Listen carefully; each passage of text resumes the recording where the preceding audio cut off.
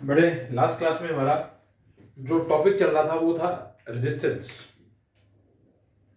देखो बड़े, रेजिस्टेंस मैंने आपको बताया था डायरेक्टली प्रोपोर्शनल होती है लेंथ के, इनवर्सली होती है एरिया के। लेंथ बढ़ेगी तो रेजिस्टेंस बढ़ेगी, जितनी लेंथ बढ़ेगी उतनी रेजिस्टेंस भी बढ़ेगी, और जितनी एरिया बढ़ेगा उतनी रेजिस्टेंस कम हो जाएगी। रेजिस्टेंस डायरेक्टली प्रोपोर्शनल टू है लेंथ और इनवर्सली प्रोपोर्शनल है एरिया के, है ना। ठीक है, मान लो मैंने लेंथ को डबल कर दिया तो रेजिस्टेंस भी डबल हो जाएगी, क्योंकि R is directly proportional to A। अगर मैं लेंथ को 3 टाइम्स करता हूं तो रेजिस्टेंस भी 3 टाइम्स हो जाएगी। ये वायर है जिसकी रेजिस्टेंस है R, मैंने इसके 3 टुकड़े कर दिए, R1, R2, R3। तो R1, R2, R3, ये तीनों के तीनों क्या हो जाएंगे, R/3। भाई अगर मैं लेंथ को 3 टुकड़ों में कर देता हूं, 3 equal parts, 3 equal parts length के, मतलब मैंने लेंथ को क्या कर दिया, 1/3। जब मैं रेजिस्टेंस को 1/3 करूंगा, लेंथ को 1/3 करूंगा तो रेजिस्टेंस भी 1/3 हो जाएगी। तो ये बड़ा अपने ध्यान रखना है, ठीक है जी। और ऐसे ही मेरे बच्चे एरिया का है, एरिया अगर मैं डबल करता हूं,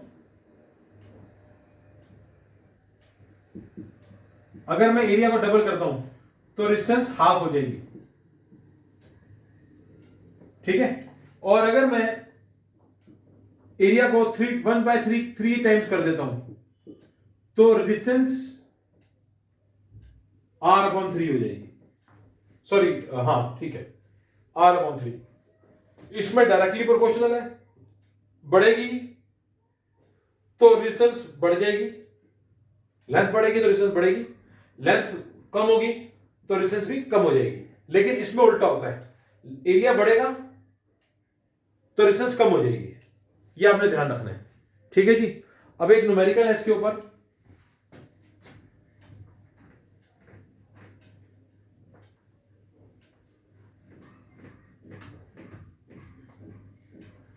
अब इसके ऊपर न्यूमेरिकल है बेटे, क्वेश्चन दिया हुआ है, कह रहा है एक वायर है जिसकी रेजिस्टेंस दे रखी है 26 ओम्स, ठीक है, और उसकी लेंथ है 1 मीटर, उसकी रेजिस्टिविटी निकालनी है, डायमीटर दिया हुआ है 0.3 mm। तो अब इसका रेडियस निकाल देते हैं,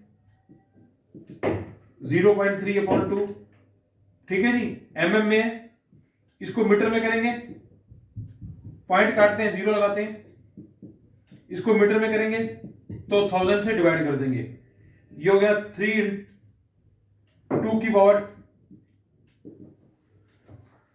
20 इंटू 1000, 2 इंटू 10 की पावर 4, ठीक है। बट जब भी ऐसा क्वेश्चन आएगा जिसमें लेंथ दे रखी हो, रेजिस्टिविटी दे रखी हो, डायमीटर दे रखा हो, वायर कुछ भी ऐसा दे रखा हो, तो आप समझ लेना रेजिस्टेंस का जो फॉर्मूला लगेगा वो लगेगा ρL/A। अब इसमें आपको बेटे निकालनी है रेजिस्टिविटी, तो RA/L, एरिया ऊपर लेंथ नीचे, रेजिस्टेंस है 26, एरिया πr², लेंथ 1 मीटर, ठीक है। एरिया वायर का, ये वायर है, इसकी वजह से जो एरिया होगा वो πr², 3.14 3.2 इंटू 10 की पावर 4 का स्क्वायर,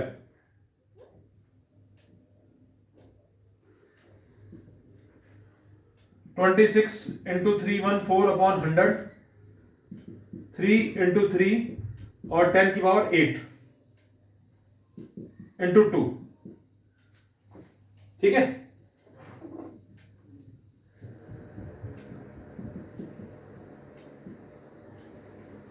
अब बेटे इसको सॉल्व करेंगे, ये 100 किसका मतलब 10 की पावर 2 है और 10 की पावर 8 है, तो ये प्लस करके 10 की पावर 10 हो जाएगी।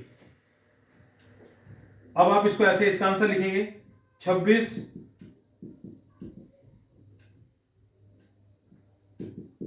10 की पावर 10, अब ये 10 की पावर 10 ऊपर आके क्या हो जाएगी, माइनस। तो इसका आंसर आप ऐसे लिख सकते हैं। इसको सॉल्व करेंगे ना बेटे, सारा कुछ काटने के बाद ये आएगा 18369 10 की पावर -10 और 1.84 राउंड ऑफ कर लो। ये आपकी बेटा रेजिस्टेंस आ गई, सॉरी रेजिस्टिविटी। देखो बेटे ये पॉइंट था यहां पर, यहां था पॉइंट, मैंने इस पॉइंट को 4 नंबर पीछे ले लिया, 1 2 3 4 और इसको राउंड ऑफ कर दिया 1.84। तो 4 नंबर पीछे, तो यहां पर भी पावर 4 कम हो जाएगी, माइनस में -6। एक तो बड़े न्यूमेरिकल ये वाला आता है, एक मैंने लास्ट आपको क्लास में न्यूमेरिकल कराया था, लास्ट की लेंथ को डबल कर दिया, एरिया हाफ हो जाएगा, लेंथ को 3 टाइम्स करेंगे, ठीक है। अब ये बेटा कॉपी कर लो। अब एक काम करना है, एनसीईआरटी की लास्ट एक्सरसाइज का क्वेश्चन नंबर 6 है, एनसीईआरटी का बिल्कुल सेम क्वेश्चन है, सिर्फ फिगर चेंज है थोड़ी सी, यहां पर 0.5 है तो 0.5/2, बिल्कुल सेम इसी तरीके से, और उसमें लेंथ निकालनी है, रेजिस्टिविटी दी हुई है, ये भी दिया हुआ 10 ओम्स। आप इसको खुद सॉल्व करेंगे, पहले वाली वीडियो में मैंने खुद कराया भी हुआ है, ठीक है जी। चलो उस क्वेश्चन के अंदर मैं थोड़ा सा हिंट आपको दे देता हूं, सारा न्यूमेरिकल सेम है इसी तरीके से, यहां पर चेंज होगा 5/2 की पावर 4, उस न्यूमेरिकल में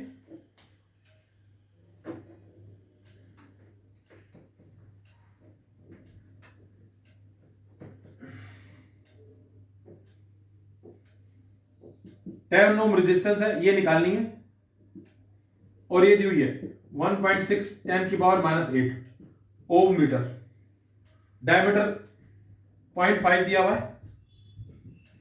तो ये 5, ठीक है, 5/10 की पावर 4। अब इसको लेंथ निकालनी है, तो RA/रो, R है 10 ओम्स, एरिया πr², और ये 1.6 10 की पावर -8, ये आप पुट कर देंगे तो आपकी लेंथ निकल आएगी। ये क्वेश्चन नंबर 6 है जो मैंने आपको बताया एनसीईआरटी का लास्ट एक्सरसाइज का। आप इसको सॉल्व खुद कर लें पूरा, और इसकी प्रैक्टिस करें, कम से कम 2 बार करो बेटा प्रैक्टिस।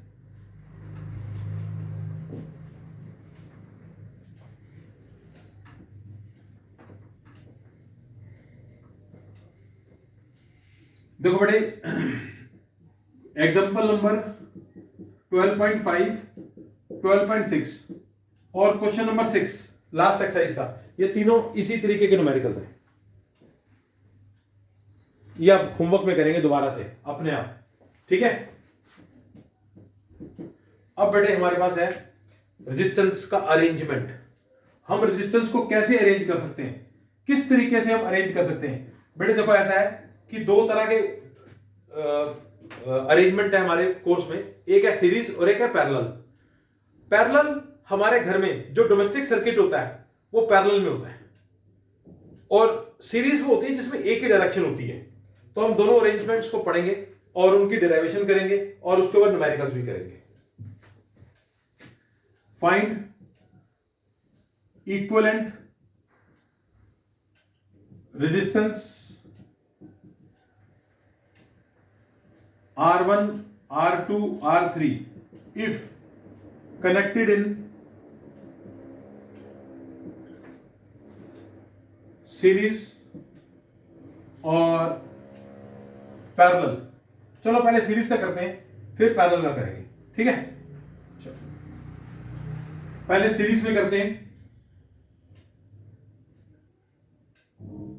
ये बेटा आपकी रिवीजन हो रही है, इसलिए मैं सारा कुछ अच्छी तरह से करा रहा हूं। एक बारी इसको आप कर लेंगे तो आपका एक तरीके से ये चैप्टर पूरा अच्छी तरह रिवाइज हो जाएगा। मैं ऐसा नहीं है कि मैं इसको फॉर्मेलिटी टाइप जल्दी जल्दी करा रहा हूं, पूरी रिवीजन करा रहा हूं, और ऐसी मैग्नेट इफेक्ट ऑफ करंट भी करेंगे, ठीक है।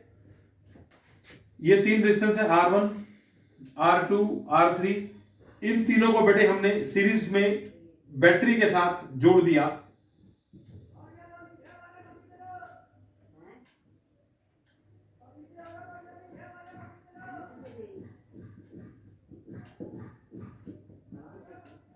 ठीक है जी। R1 R2 R3 तीन रेजिस्टेंस है बेटा, इनको हमने सीरीज में जोड़ दिया। सीरीज में बेटा डायरेक्शन करंट की एक ही होती है। देखो बेटे करंट यहां से आ रहा है, प्लस यहां जा रहा है और यहां आ रहा है, एक ही डायरेक्शन है, कहीं और नहीं जा रहा। जब करंट एक ही डायरेक्शन में जाता है तो उसको कहते हैं सीरीज। क्या कहते हैं? सीरीज। पैरेलल में डायरेक्शन चेंज हो जाती है करंट की। करंट पानी की तरह होता है, जैसे आपके घर में टंकी से पाइप आता है नीचे, वॉशरूम में, किचन में, टॉयलेट में, हर जगह पर अलग अलग पानी के कनेक्शन होते हैं। उसी तरीके से करंट के भी अलग अलग स्विचेस होते हैं, उसको कहते हैं पैरेलल। मीटर बोर्ड से करंट आता है, लेकिन पंखे का स्विच अलग है, टीवी का स्विच अलग है, फ्रिज का अलग है, वॉशिंग मशीन का अलग है, तो वो अलग अलग स्विचेस हैं। इसका मतलब करंट की डायरेक्शन चेंज हो गई। ठीक है, यहां पर एक ही डायरेक्शन है, पॉजिटिव से negative. Late three resistances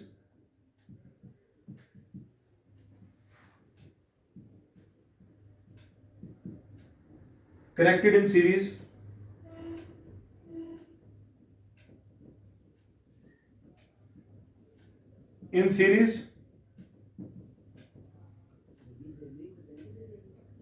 current remains same,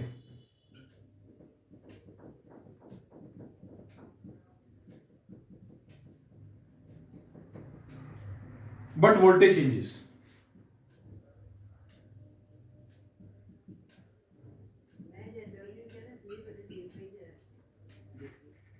voltage changes, voltage change हो रही है।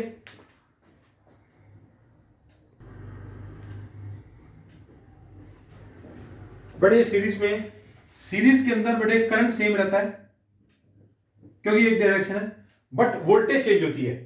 हर जगह पर वोल्ट मीटर अलग होगा।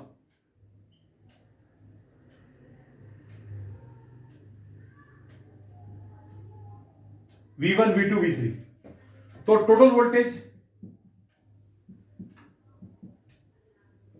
V is equal to V1 plus V2 plus V3।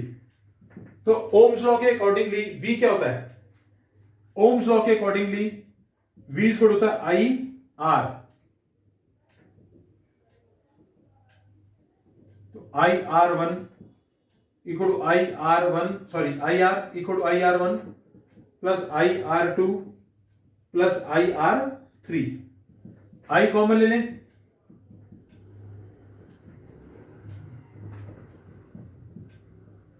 I common ले लें। ओम्स लॉ के अकॉर्डिंगली V क्या होता है? IR। V is equal to IR, तो I कॉमन ले लेंगे, तो I से I कट गया। R is equal to R1 plus R2 plus R3। ठीक है जी। अब मैं इसका रिजल्ट बता रहा हूं बेटा, देखो इसका ना रिजल्ट आपको सीरीज में और पैरेलल में जो इसकी ऑब्जर्वेशंस हैं वो आपको बुकलेट में दी हुई हैं। ऑब्जर्वेशन बता रहा हूं मैं सीरीज की। सबसे ज्यादा बात इंपॉर्टेंट इसमें रेजिस्टेंस मैक्सिमम होती है। रेजिस्टेंस मैक्सिमम, सीरीज में रेजिस्टेंस मैक्सिमम होती है और पैरेलल में रेजिस्टेंस मिनिमम होती है। और इसमें जो टोटल रेजिस्टेंस आती है R, इसकी वैल्यू तीनों से बड़ी होती है, तीनों से बड़ी होती है। देखो एग्जांपल में मान लो इसकी है 2 ओम्स, इसकी है 3 ओम्स और इसकी 5 ओम्स है। ये 2 ओम है, ये 3 और ये 5 है। प्लस करो कितनी आई? 10। अब 10 इन तीनों से बड़ी है, इन तीनों से बड़ी है, 2 से भी बड़ी है, 3 से भी बड़ी है और 5 से भी बड़ी है। तो इसका मतलब total resistance, effective resistance in series is always greater than individual each resistance। ये बुकलेट में डेफिनेशन, मतलब ये रिजल्ट्स दिए हुए हैं, पैरेलल के भी दिए और सीरीज के भी दिए हुए हैं। जहां पर डेरिवेशन है उसके बाद आप उनको रीड करिए अच्छी तरह से। ठीक है जी। अब ये तो हो गया मेरे बच्चे सीरीज का क्वेश्चन। अब हमने करना है डेरिवेशन पैरेलल वाला, लेकिन पहले एक न्यूमेरिकल करते हैं।